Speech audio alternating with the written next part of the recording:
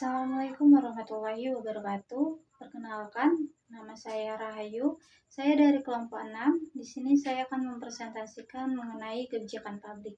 Apa yang dimaksud dengan kebijakan publik? Kebijakan publik menurut Thomas R. Dye adalah sebuah keputusan atau tindakan yang diambil oleh pemerintah untuk menyelesaikan permasalahan yang terjadi pada masyarakat. Regulation policy. Kebijakan regulasi kompetitif atau competitive regulatory policy merupakan kebijakan yang bertujuan untuk mendorong adanya persaingan di antara pelaksana kebijakan agar tercipta efisien dalam penyelenggaraan pelayanan publik. Contohnya, dari usulan kebijakan competitive regulation policy yaitu kebijakan larangan praktik monopoli dan persaingan usaha tidak sehat. Kebijakan ini sudah dijelaskan dalam UU Nomor 5 Tahun 1999. Adapun pengertian dari praktik monopoli dan persaingan usaha tidak sehat yaitu Pasal 1 Ayat 2 menjelaskan bahwa praktik monopoli merupakan pemusatan kekuatan ekonomi oleh satu atau lebih pelaku usaha yang menyebabkan penguasaan atas produksi atau pemasaran barang dan jasa tertentu sehingga menimbulkan persaingan usaha yang tidak sehat dan dapat merugikan kepentingan masyarakat secara luas. Selain itu, Pasal 1 Ayat 6 Undang-Undang tentang Larangan Praktik Monopoli dan Persaingan Usaha Tidak Sehat menjelaskan bahwa persaingan usaha tidak sehat merupakan persaingan antara pelaku usaha dalam kegiatan produksi atau pemasaran barang atau jasa yang dilakukan dengan cara-cara curang, melanggar ketentuan hukum, atau yang dapat menghambat terwujudnya persaingan usaha yang tidak sehat. Proses pembentukan kebijakan larangan praktik monopoli dan persaingan tidak sehat di dalam Undang-Undang Nomor 5 Tahun 1999. Adapun proses pembentukan kebijakan larangan praktik monopoli dan persaingan usaha tidak sehat yang terletak pada Peraturan UU Nomor 5 Tahun 1999. Tahap pertama yaitu mengidentifikasi masalah. Para pemangku kepentingan mencari tahu dan mengidentifikasi permasalahan apa yang akan diselesaikan. Contohnya yaitu seperti kasus BPPC dan Asahimas krisis tahun 1997 memperparah situasi dengan inflasi tinggi dan PDB anjlok, mendorong reformasi serta lahirnya kebijakan anti monopoli sesuai tuntutan IMF dan komitmen internasional. Kedua, tahap penyusunan agenda. Pada tahun 1998 dan pada tahun 1998 sampai dengan 1999, isu monopoli masuk agenda reformasi ke ekonomi untuk memperbaiki struktur ekonomi Orde Baru, didukung kesepakatan dengan IMF dan tekanan global. Kebijakan ini bertujuan menciptakan persaingan usaha tidak sehat dan mencegah pemusatan ekonomi demi kesejahteraan masyarakat. Itu tahap perumusan kebijakan. Di tahap ini adalah mengumpulkan atau menyusun berbagai alternatif solusi untuk mengatasi masalah yang telah masuk agenda. Pada awal 1999, DPR merumuskan RUU Larangan Praktik Monopoli dan Persaingan Usaha Tidak Sehat. Isinya mencakup larangan perjanjian yang membatasi persaingan seperti oligopoli, kartel, dan trust, penguasaan pasar berlebihan, serta penyalahgunaan posisi dominan.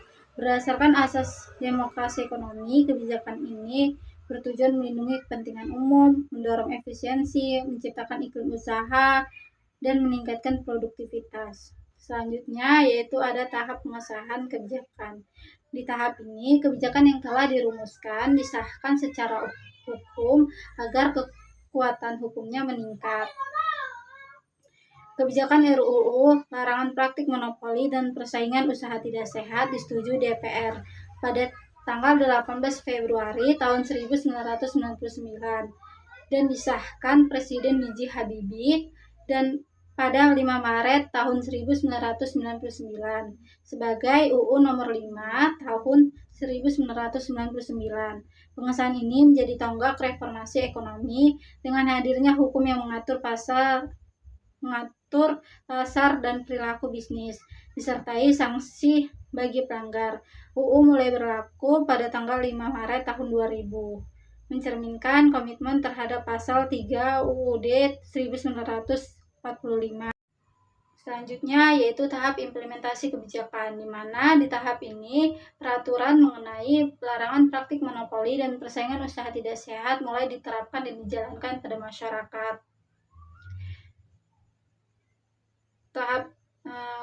Setelah UU nomor 5 tahun 1999 disahkan, dibentuk KPPU melalui Kepres nomor 75 tahun 1999 sebagai lembaga pengawas persaingan usaha. KPPU menegakkan hukum dengan sanksi dan melibatkan aparat serta masyarakat. Kendala awal diatasi lewat Perma nomor 3 tahun 2005 dan hingga 2025. KPPU telah menangani banyak kasus termasuk kartel minyak goreng pada tahun 2022. Selanjutnya adalah tahap evaluasi kebijakan, di mana peraturan dan kebijakan setelah diterapkan dan dijalankan, maka akan dilakukan evaluasi untuk melihat seberapa efektif peraturan tersebut dapat dijalankan dalam waktu panjang. Evaluasi terhadap pelaksanaan Undang-Undang Nomor 5 Tahun 1999 menunjukkan sejumlah keberhasilan maupun tantangan dalam penerapannya.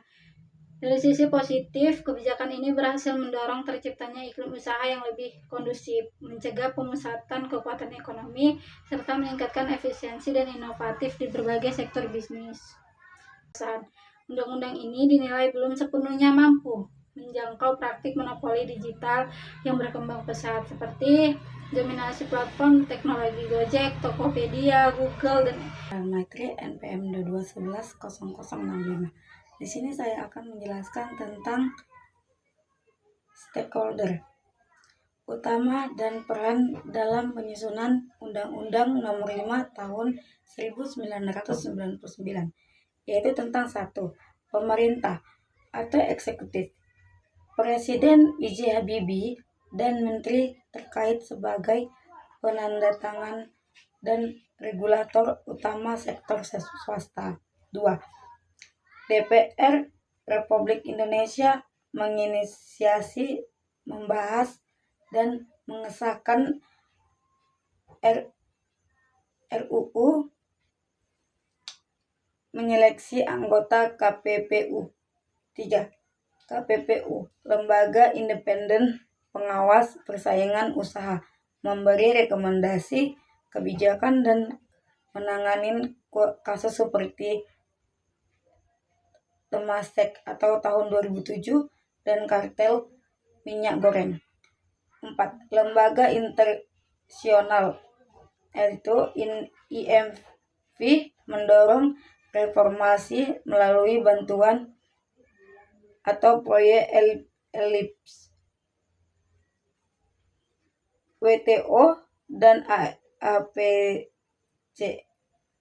mendukung harmonisasi regulasi global. 5. Pelaku usaha dan masyarakat subjek utama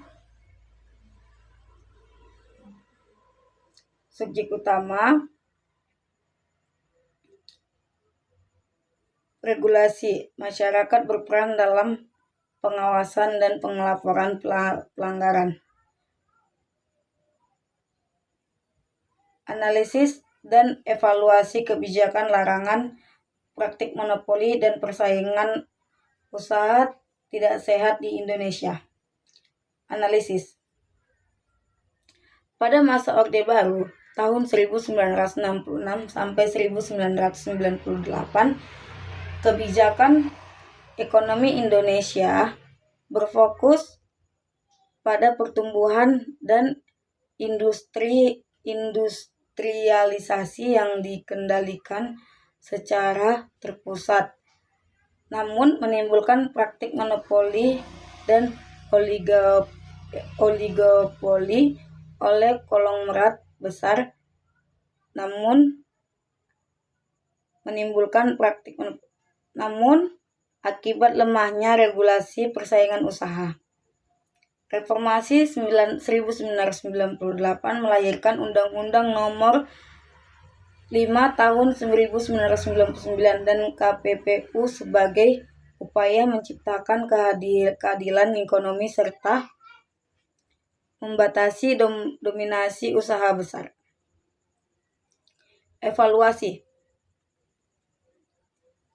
Evaluasi terhadap Undang-Undang Nomor 5 Tahun 1999 menunjukkan bahwa regulasi ini belum relevan dengan perkembangan ekonomi digital karena belum mengatur tentang data, algoritma, dan dominasi platform global. Akibatnya, KPPU kesulitan menindak perusahaan seperti Global LLC yang terbukti menyalahgunakan posisi dominannya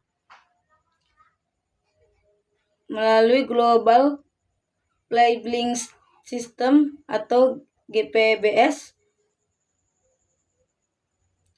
Rekomendasi kebijakan yang dapat dilakukan yaitu merevisi Undang-Undang Nomor 5 Tahun 1999 agar mencakup pengaturan terkait data, algoritma, dan platform digital global. Agar pemerintah perlu memperkuat kapasitas KPPU melalui peningkatan SDM dan teknologi digital serta menjalani kerjasama internasional untuk menghadapi perusahaan lintas negara. Selain itu, diterapkan aturan transparansi algoritma dan dukungan bagi UMKM serta startup lokal agar terciptanya persaingan usaha yang sehat dan adil di era ekonomi digital. Kebijakan larangan praktik monopoli dalam Undang-Undang Nomor 5 Tahun 1999 merupakan kebijakan regulatori karena mengatur perilaku pelaku usaha agar tercipta persaingan yang sehat dengan melarang praktik kartel, oligopoli, dan penyalahgunaan posisi dominan.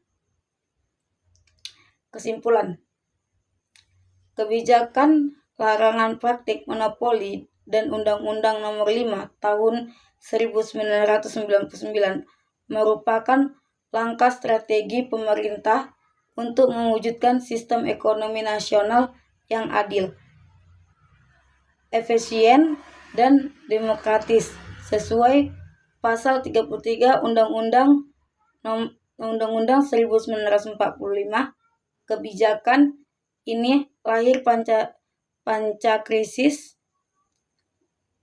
1997 sampai 1998 sebagai kebijakan regulatif atau regulatory policy guna mengatur perilaku pelaku usaha dan mencegah dominasi ekonomi berdasarkan model kebijakan publik. Kebijakan ini termasuk model kelembagaan karena dibentuk oleh DPR, Presiden, dan KPPU. Namun juga memiliki unsur model kelompok karena dipengaruhi oleh tekanan lembaga internasional dan tuntunan masyarakat sipil. Relevansinya dampak pada kasus global di Indonesia, di mana KPPU menegakkan hukum atas dugaan penyalahgunaan posisi dominan di sektor digital. Hal ini menunjukkan pentingnya kebijakan ini dalam menjaga persaingan sehat di era teknologi, serta perlunya penguatan regulasi dan kapasitas kelembagaan untuk menghadapi tantangan monopoli modern. Sekian, terima kasih. Sekian presentasi kami. Jika ada kekurangan dan kesalahan kata, kami mohon maaf. Terima kasih. Assalamualaikum warahmatullahi wabarakatuh.